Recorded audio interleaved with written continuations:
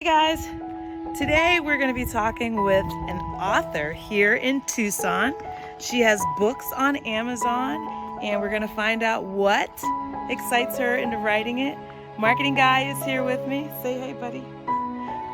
We are on the west side of Tucson in a part of town called Agua Dulce, and Kathy McIntosh is going to speak with us and tell us how she came about writing her books and how she picked her characters, and I hope you guys are ready for an interesting conversation. All right guys, so we're gonna head on in and sit down and talk with Kathy for a little bit. So let's go inside. Yeah, it's good to see you. Thank you. Let's get ready. Okay, I have been everywhere. I am a Valley girl. I grew up in the San Fernando Valley outside of Los Angeles and spent most of my weekends outside of LA because my parents didn't like city life, even though I grew up in a big city. When I was college age, I escaped Los Angeles and went to the College of Idaho in Caldwell, Idaho, which is a really tiny community outside of the capital, Boise, Idaho.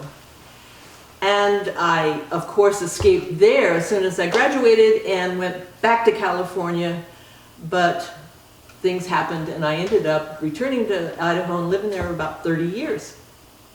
So today we're going to kind of talk about how you transitioned from corporate America into being a great author. What inspired you to do that? I mean, that's a big leap. Well, gosh, I think corporate America inspired me. Okay. I worked in high tech and it was very, very stressful. And I wanted to kill off a lot of people, so how could you do that but in fiction? So I decided that that would be a good escape. And of course I assumed that I would be a world famous wealthy author within years.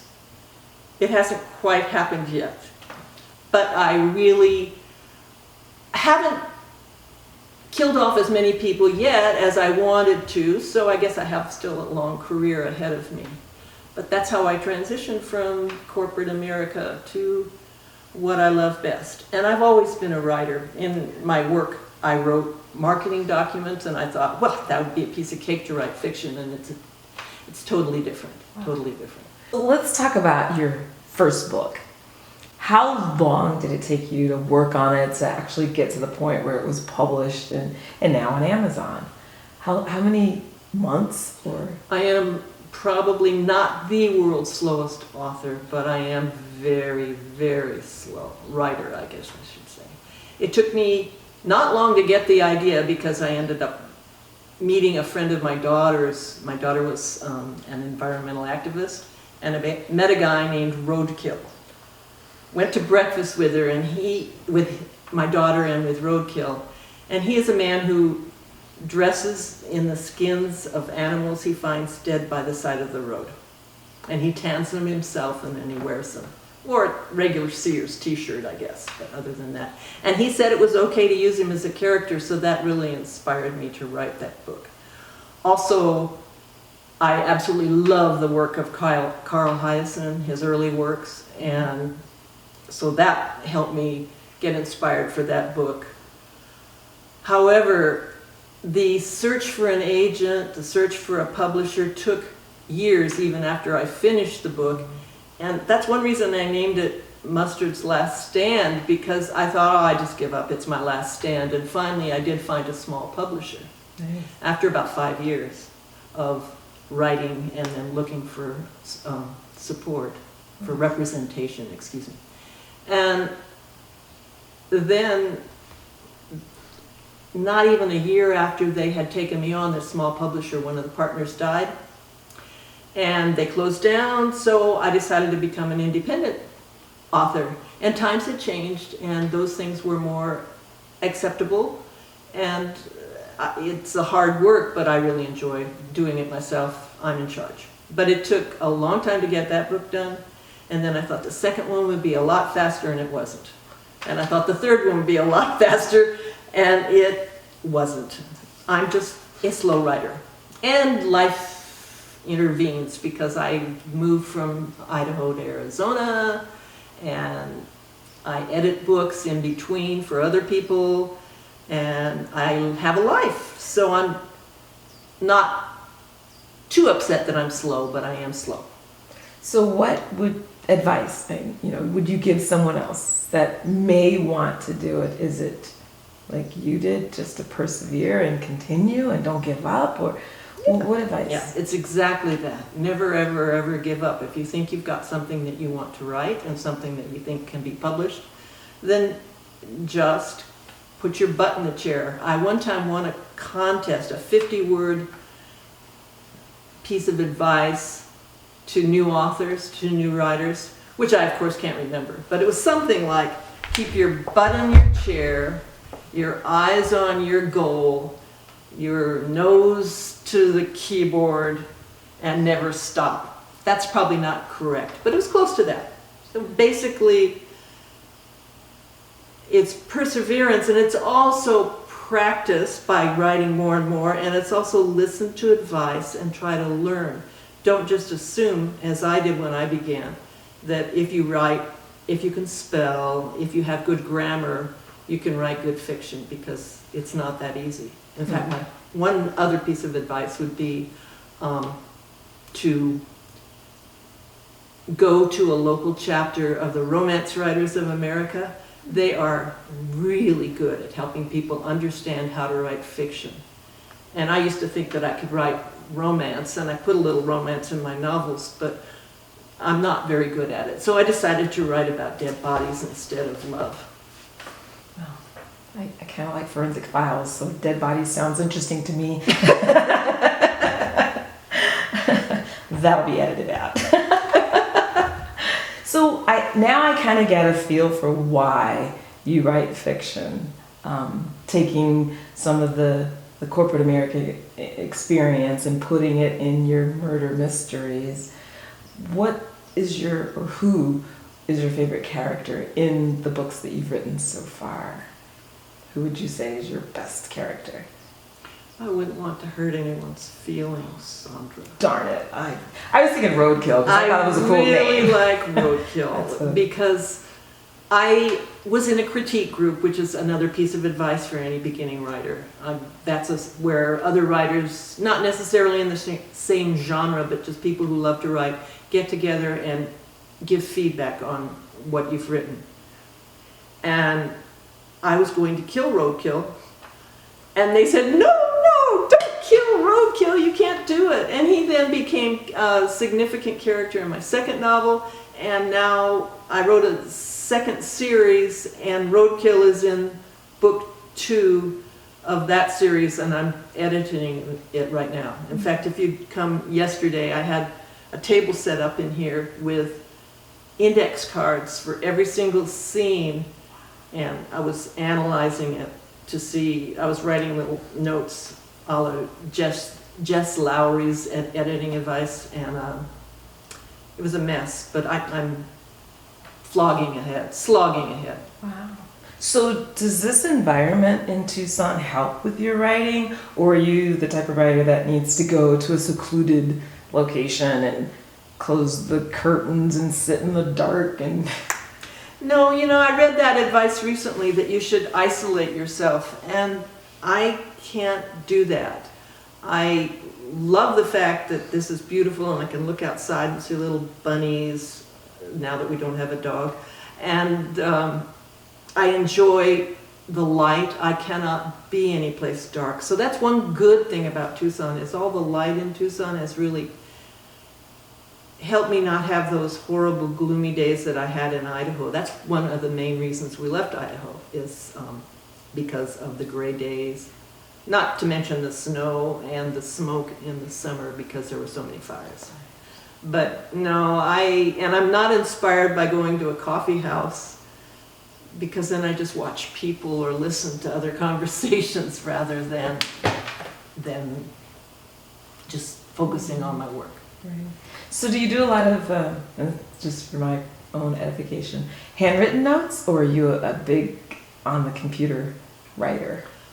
I'm a big on the computer writer, and I know that every day I'm supposed to get up and write handwritten journal, the daily pages, and I do that on occasion, but I'm not consistent.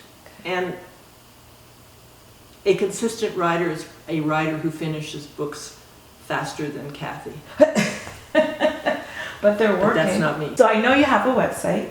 If you could just blurt it out for our viewers so that they can find you. It's www.kathymcintosh.com, and that's McIntosh does not have an A. It's McIntosh. Now that we know where to go on your website, I know on your website you do a newsletter. Tell me just a little bit about it and how you come about writing the newsletter and where does it go and do you get ideas for other books? Just give me a little bit about your newsletter. What exactly? My newsletter is called The Very Occasional Newsletter. I'm trying to be more regular these days because, of course, that's what all the marketing gurus say. But to me, doing anything on a regular, systematic basis is very, very difficult. So that's why I call it The Very Occasional Newsletter. And then people aren't as put off by thinking I'm going to bombard them with newsletters. In it, I write about, this next one is going to be on words that people misuse, and other ones are on food because I'm a big foodie, and others are on travel because I love to travel. So my topics on it are, what do you call it? I'm omnivorous, that's not quite the word. I just will write about anything, and I also write about other writers' books. Whose books I really enjoy. And of course then I look to see which ones get the most opens, and I'm so scientific about it. That's great. And there's a pop-up on my website, and there's also a place to sign up on my website for my newsletter. And you're on Facebook and Instagram, is that right too? Yes, I am, but they're not very well linked to my site. That's my bad. That's okay. That's all right. Just so that people can find you. Oh yeah, I have an if they author want- page, Yeah. and then on Instagram I mostly just post pictures that I've taken here in Arizona because I absolutely love finding javelinas and the cactus in bloom. And I've noticed every year I have the same photos, but it's a different cactus. It is not the same photo. I'm telling you, it may look like it. And they're beautiful. I actually follow you, so I have seen your Instagram and your hikes, and they are beautiful. Thank you for sharing those. Oh, thank you, thank you. So where can we find your book? Your books? My plural. books? Well, the most exciting thing is that I recently did a presentation for the Kirk-Bear County Library, and so they made it possible that my books are now in the Pima County Library system. And that's cool for me, because then people don't have to spend the money. But they can enjoy my books. So I'm very excited about that. So that's one place you can buy them. They can find them. Also on Amazon. And before the pandemic, Mostly Books and Antigone also carried my books. But during the pandemic, they weren't accepting consignments from authors. So I haven't gone back yet. But I will go back maskless and take some books in, and I'm excited about that. Nice. Because when I have a speaking engagement, then people usually end up either at one of the local bookstores, I hope. Nice. Well, I noticed on Amazon that you have audiobooks now. Oh, yes. Yes. Yes. So is it your voice? Oh, no. You know, my first book, Mustard's Last Stand, was recorded by the man who used to play the Pillsbury Doughboy. Oh, his name is Joby Cierney. So the hoo-hoo-hoo. Yeah, that guy, the Doughboy. And Joby was just a delight to work with. And then this most recent book, Murder Sonoran Style, is just now up on Audible and on Amazon, and it was recorded by a woman actually by a man who was hired by a woman producer in Idaho, who is just wonderful to work with, and he's really nice. In fact, I'm hoping to get an interview with him one of these days soon, because I have a whole bunch of different characters, and he does all the voices, and he isn't disgusting when he does them. Some people don't do them very well, but he does a really good job. Oh, that's good. So that's why I don't record them myself. I don't even like to use different voices when I'm recording, when I'm doing a reading. I'm not that good at it. Well, I've seen the reviews. I've read some of your first book. And like I said, I like Roadkill in that one.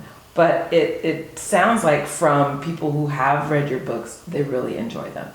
And your reviews have been awesome on Amazon. Thank you. Yeah, that means you're doing something right and people are liking it. Yes, I'd love to have more people. That's my goal, is to have people like my books and have people enjoy them and learn just a teeniest bit about nature and the environment, and laugh. Yeah. Which is important to me, that Yeah. I help make people smile and laugh. And you make me laugh all the time. Oh, good, I know. I enjoy it. Well, I'm not going to take too much of your time. I just wanted to talk to you about your 3 books and how you got inspired on writing them, and share it with my audience. And if someone has a question, they'll put it in the chat, and I'll reach out to you, and maybe you can answer back for me. I'd be delighted to do that, so thank you. I appreciate your time. Thank you. I appreciate yours. Thank you.